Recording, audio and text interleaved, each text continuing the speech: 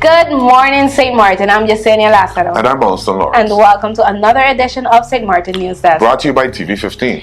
Where we bring the latest and most important stories around the island and beyond. It's the beginning of the week.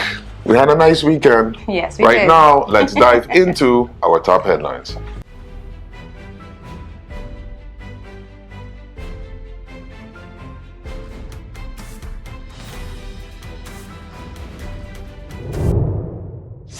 On Thursday afternoon, July 3rd, police ramped up traffic enforcement near the French Quarter border, stopping 26 vehicles as part of a coordinated operation. 10 fines were issued for various infractions, including expired documentation and other traffic violations. The St. Martin Police Force urged all motorists to keep their paperwork in order and respect road rules. Authorities say these checks are part of a continued effort to boost road safety and maintain public order. Police have issued a strong warning following a rise in reckless scooter and motorcycle use in the Maho area, raising serious safety concerns. The St. Martin Police Force reported a noticeable increase in dangerous behavior, including speeding, riding without helmets, and lacking proper documentations. In response, officers will intensify island-wide traffic enforcement, with them particularly focus on high-risk zones like Maho. KPSM reminds riders that road safety is a shared responsibility and violations could lead to severe consequences. The public is urged to ride responsibly as police step up their efforts to prevent avoidable accidents through strict enforcement. Police are investigating an armed robbery that occurred around 9 p.m. Friday at the Best Choice supermarket on Wellington Road in Cold Bay. According to initial reports and surveillance footage, the suspect has been loitering near containers outside the power generation business before entering the store. Once inside, he pulled what appeared to be an automatic firearm from under his clothing, pointed it at the cashier, and demanded cash.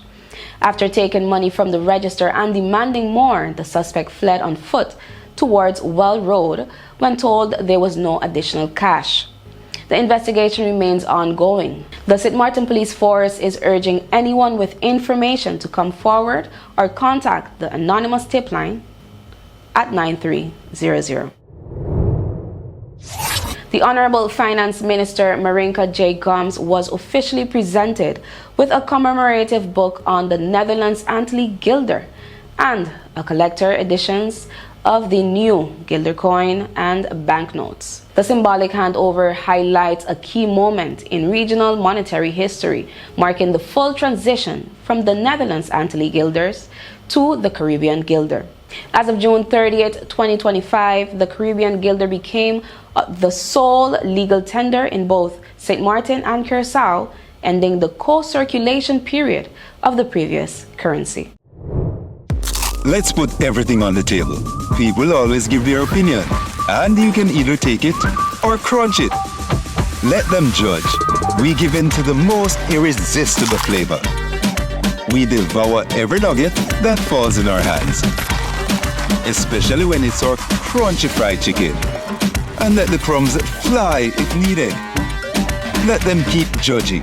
We'll keep indulging. KFC, it's finger licking good.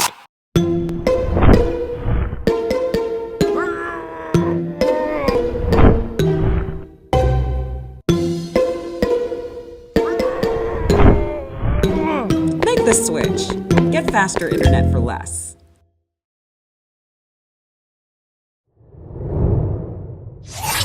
Hey there, it's Mizzy with a Sunshine Report, straight out of Sunshine City, St. Martin, bringing you the warmth and the sunshine you need to kickstart your day. So let's dive into today's forecast and see how the skies are treating us.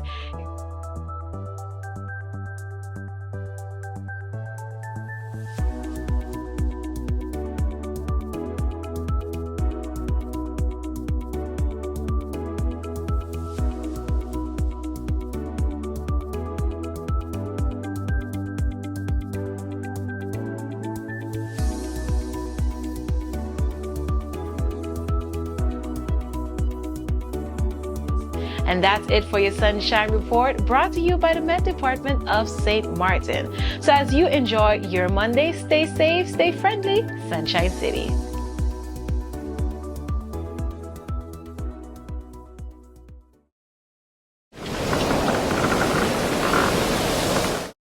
Thank you for being with me. I'm meteorologist Brian Shields. Tropical Storm Chantal has made landfall northeastern South Carolina. We'll zoom down into that and that flood threat. A new tropical wave moving through the Caribbean, moving through Jamaica right now. With that said, a huge surge of dust. It's on the move. A lot of us have been feeling that, and I'll cover the Eastern Pacific. Plus, I want to take a look ahead and zoom out into the Atlantic, where we could eventually get some bigger tropical development as we go forward. Let's start with this though. Tropical Storm Chantal did make landfall central and eastern North Carolina in particular. Heavy flooding and flash flooding will be a potential. Giving you the heads up, 4, 5, 6 inches of rain in some spots. We have one tropical wave sliding by Jamaica. With that said, we've had a couple spotty showers around even this morning. St. Vincent and Grenadines, we had a few overnight and this morning, but the dust is also around. You see the surge of dust moving into Jamaica today. Here's Haiti, the Dominican Republic, these brighter colors.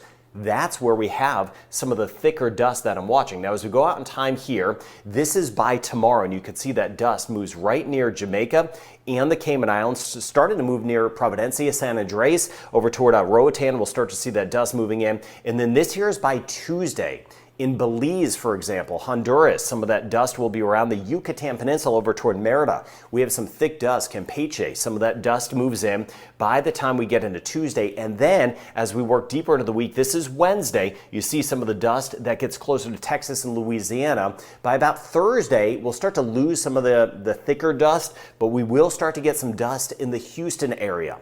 So by Thursday in the Houston area, the air quality will be down with some of that dust that will be moving in. Now let's look out there. So here we are in Barbados, Dominica, St. Lucia, Trinidad. Here's the coast of Africa. These tropical waves that keep things in perspective, I'm not seeing any crazy development out of them right now, but they are starting to hang together a little bit more, and some of the models are hinting at them hanging together. Still ahead of us, and now I'm starting to see some signs of a little more activity as we go forward. Now, I'll zoom back toward Chantal in just a second and get into the Eastern Pacific. Spotty showers possible. St. Lucia, Grenada, St. Vincent and the Grenadines. Hit or miss storms. Rain chance not high for us in Jamaica, Haiti, and the DR, but there will be some storms around. And still watching the rain, Costa Rica, Panama, in building as well. Guatemala and El Salvador. The flood threat's going to be higher today, watching the rivers. Now, I mentioned the storm chance not widespread, but we could get a couple spotty showers again in the Eastern Caribbean.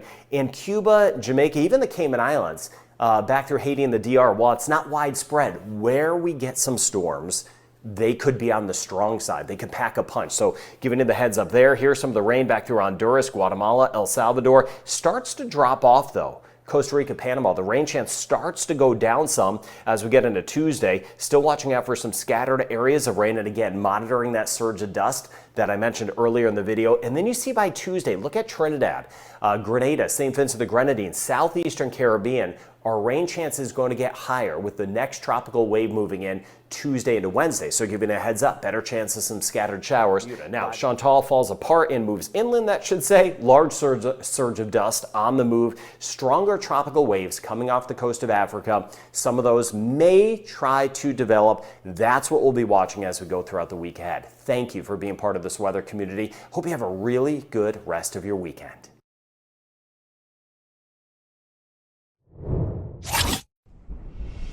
It's hurricane season.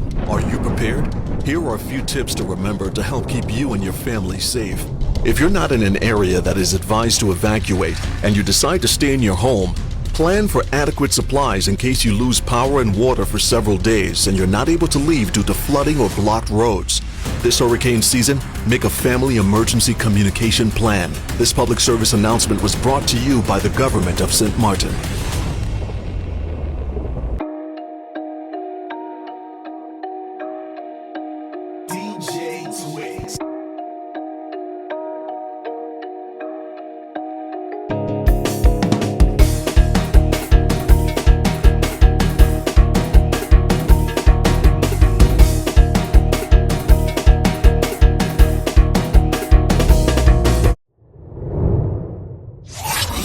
Finance Minister, the Honorable Marinka Gums, was officially presented with the audited 2024 annual report of the General Pension Fund of St. Martin, known as APS, on July 2nd. The report was handed over by APS Director Oscar Williams alongside board member Emilio Calmera. The fund closed 2024 with a robust net return of 6.72% on its investment portfolio, totaling 43 million Caribbean guilders in financial results. The coverage ratio reached 114.13%, surpassing required minimum of 105%, and earned a clean audit opinion for transparency and sound financial practices. As a result, APS will apply a 3.61% pension indexation retroactive to January 1st, with payments set for July. This marks the second consecutive year of indexation, reflecting strong financial management. Minister Gums praised the APS leadership for their ongoing commitment to safeguarding the fund and ensuring its long-term sustainability. The Central Bank of Curaçao and St. Martin CBCS has acknowledged recent reports alleging the circulation of counterfeit 20 Caribbean guilder banknotes. As of now, neither the CBCS nor the police have received any physical notes for inspection, and the authenticity of the claims remains unverified. The CBCS reassured the public that all Caribbean guilder banknotes are equipped with advanced security features, making counterfeiting extremely difficult. While the risk of fake notes entering circulation is considered low, residents are urged to stay alert and learn how to recognize genuine bills. Anyone suspecting they've received a counterfeited note should report it immediately to local authorities or the CBCS. Details on identifying authentic banknotes are available at CaribbeanGuilder.com or via the My Caribbean Guilder app. The White and Yellow Cross Care Foundation, WYCCF, broke ground on Friday, July 4th for its new psychogeriatric daycare and training facility in Retreat Estate, marking a major step forward in dementia care on St. Martin. The new building, set to open in May 2026, will double the current daycare's capacity from 20 to 40 clients and provide a modern dementia-friendly space. The current facility, operating since 2012, has outgrown its location due to increased demand and growing waiting lists. Dignitaries from the Ministry of Romi and the Ministry of VSA, alongside with SZV, joined WYCCF, the White and Yellow Cross, staff and clients for the ceremony. The first symbolic dig was performed by Minister the Honorable Reginald Brook, Reginald Williamsburg, Michael Sohn, and John Joinstay. Construction is being handled by Windward Roads and is fully funded through the AVBZ Insurance Fund, managed by SAV. The new facility will also function as a training center to support ongoing staff development. The White and Yellow Cross says the project will help more people with dementia remain at home longer while giving caregivers much-needed relief. Bureau Telecommunications and Post BTP, in partnership with Office Disaster Management ODM, has launched a certified drone training program aimed at strengthening disaster response across St. Martin. The 3-day training, set for July 7th to 9th at the Fire Department in Cahill, is designed specifically for Emergency Operations Center EOC members. Participants will learn to operate drones safely and effectively in emergency scenarios, earning certification upon completion. Interim BTP Director Judiane Labega Hova emphasized the growing role of drones in disaster management, from damage assessments to search and rescue. She noted the training reflects a proactive approach to preparedness. The course combines theory and hands-on scenarios covering airspace regulations, drone technology, flight control, safety, and maintenance. Organizers say the initiative will boost St. Martin's readiness and ability to respond quickly and safely during crisis.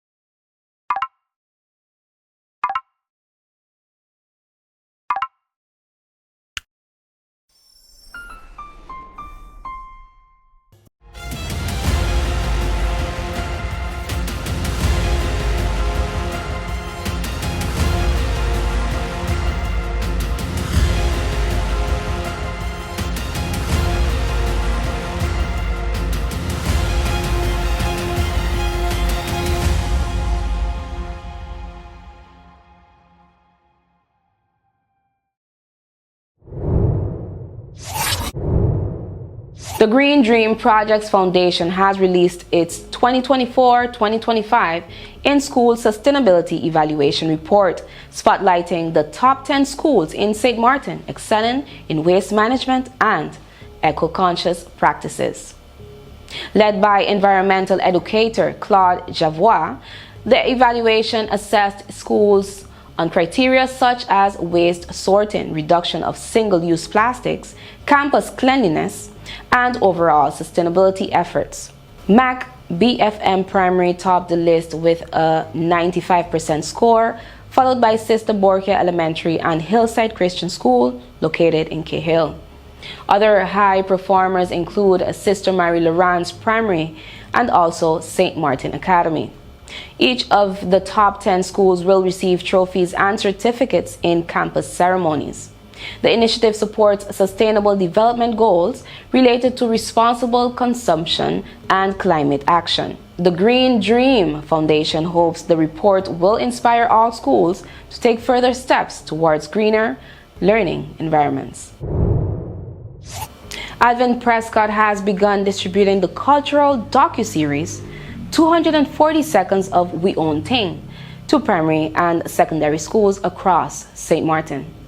The series showcases the voices and legacies of iconic local cultural figures. USB drives with the full film were handed out to Sister Borgia Primary, Charlotte Brookson Academy, and Asha Stevens Hillside Christian School during the last week of classes. Prescott hopes schools will integrate the docuseries into their curriculum beyond St. Martin Day celebrations, using it as a year-round resource for cultural education and storytelling. The series is freely accessible online at facebook.com/weownting and weownting.sx. Prescott expressed gratitude to partners Laser 101, Islandpreneur, and the Caribbean Culture Fund for their support and called this the start of a larger movement to enable culture in education. NVGEBE celebrated the dedication of 7 long-serving employees whose combined tenure totals 195 years. The Jubilees recognized ranged from 20 to 45 years of experience, including Maria De Weaver with 45 years, Brenda Richardson and Iris Arundel with 35 years each, and 4 others, Randolph Bass, Marlon Rumbley, Angelo Mayers, and Rainice Hensley, marking 20 years. Human Resource Manager Bars Kingsale praised their commitment, calling them the company's true heart. Management and department heads joined the ceremony, applauding the honorees for their professionalism and impact. Awards included certificates, plaques, and crystal trophies, with family members present for the heartfelt event. A special dinner chantant held Saturday evening in Aalsmeer, the Netherlands, raised €1,250 for Freegan Foundation's Client Choice Food Bank.